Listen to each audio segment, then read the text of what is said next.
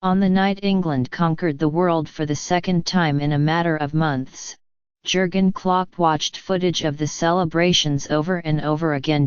Klopp, the Liverpool manager, had his eye out for one player in particular, Ryan Brewster, a teenage forward of immense promise on Liverpool's books, had scored England's first goal in the final of the Under-17 World Cup in India, and had finished the tournament as its leading scorer.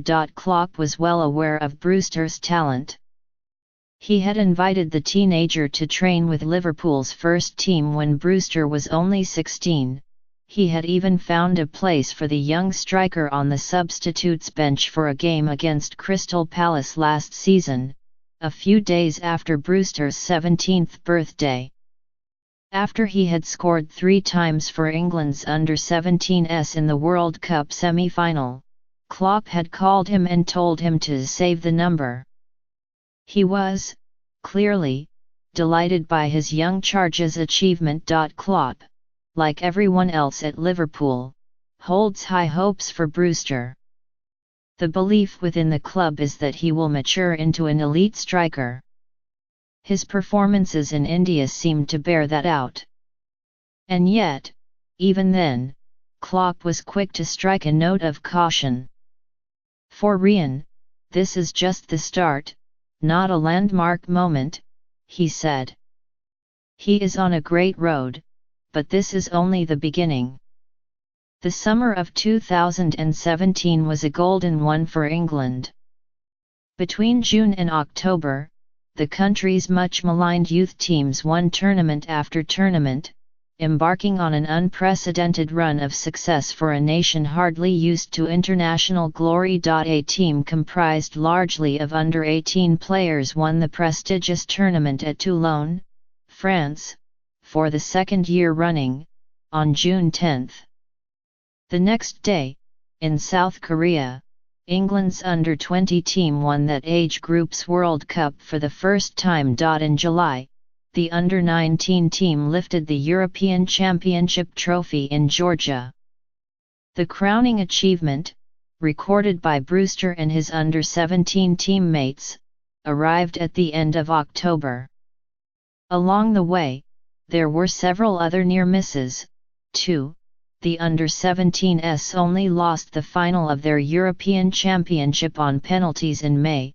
The Under-21s were beaten on penalties by Germany, much more familiar ground, this, in the semi-finals of theirs. Suddenly, in a country that had long since grown wearily accustomed to the idea that it did not produce young talent, there was a sense of vindication. In recent years, the Football Association, which governs the game in England, has made an enormous investment in youth development, according to Gareth Southgate, the manager of the England senior team, as part of a programme to identify and develop the best young talent.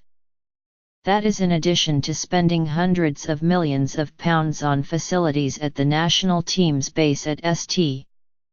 George's Park. There has been no small emphasis on outreach, too, building better relationships with clubs, encouraging them to release their young players for international duty.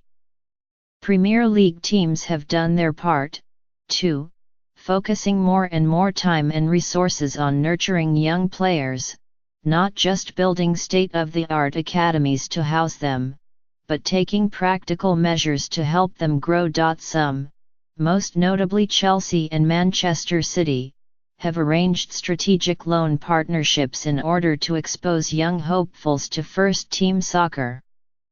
All agreed to a revamp of what was once, variously, the Reserve or the Under-23 League, now rebranded as Premier League 2. A mandated number of its games have to be played in a club's home stadium. Many are broadcast live, either on television or through teams' websites. The aim is to turn what used to be an afterthought into a closer version of competitive soccer. The summer of 2017 was taken, then, as the moment that all of the money and the manpower started to pay off, a reward for the time and effort expended to help England punch its weight at international level again. And yet, for all the triumphalism, Klopp was not the only observer to strike a note of caution. Even after the world had been conquered not once, but twice, there was still a sense that the greatest challenge for all of these players was still to come. People in any industry need opportunity, Southgate said. You can have the best education system going, but if people do not have the opportunity to display what they can do, then it is difficult to develop. The Premier League is, perhaps, the most hostile environment soccer can offer for young English talent. Typically, only around 30% of its players in any given season are English, fewer still are young. When the Seas Football Observatory published a list of the teams with the youngest average age in Europe's leagues this season, no Premier League team made the top 100. It is a place of immediate need and instant gratification.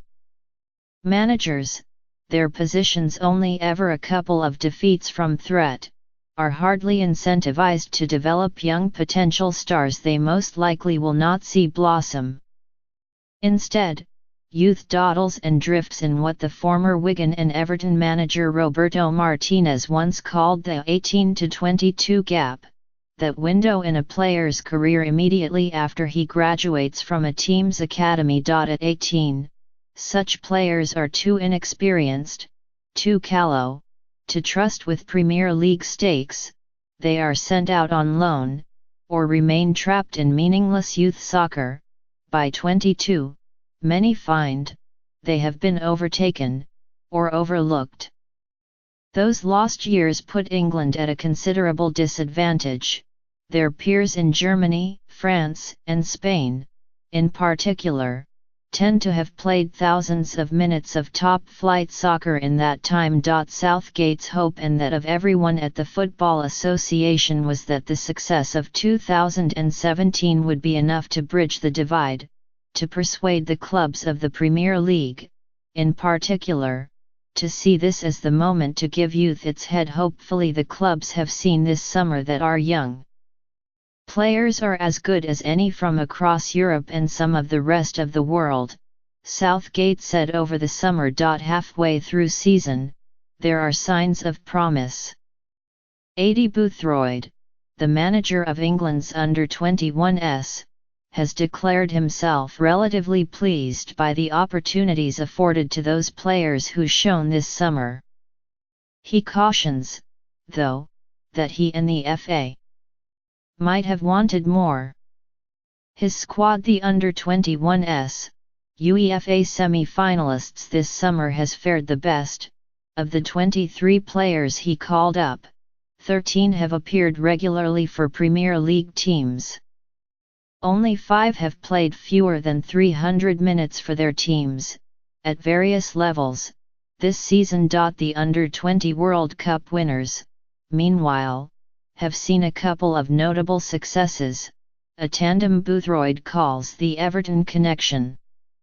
Joe Kenny and Dominic Calvert-Lewin are the only two to have played more than half of the available minutes in the Premier League this season. 4 more prospects, including Bournemouth's Lewis Cook, have managed at least 300 Premier League minutes. 10 others have become regulars at teams in the second-tier Championship or below. Unsurprisingly, those in younger age groups have found opportunities more scarce. No member of the under-19 squad that won the European Championship has played in the Premier League. Of the team that won to loan, kick-starting the summer's successes, only one player, Stoke's Josh Tymon, has made an appearance for a Premier League club this season. Like Brewster, most members of the under-17 generation have had to be patient. Phil Foden, the player of the tournament in India, has made a handful of appearances for Manchester City, and Jadon Sancho just a couple for Borussia Dortmund. The same is true for Steven Sessegnon at Fulham and Wolves' Morgan Gibbs-White. It is better than last year, Boothroyd said. These players showed in the summer that they can perform under pressure, that they have the talent, that they can be trusted. We hoped the clubs would take note of that. It has been cautious, quiet progress, but it has been progress nonetheless. England's golden summer has not quite been a new dawn, but there are shafts of light piercing through. Like Brewster, all Southgate, Boothroyd, and the FA can do now is wait for morning to break.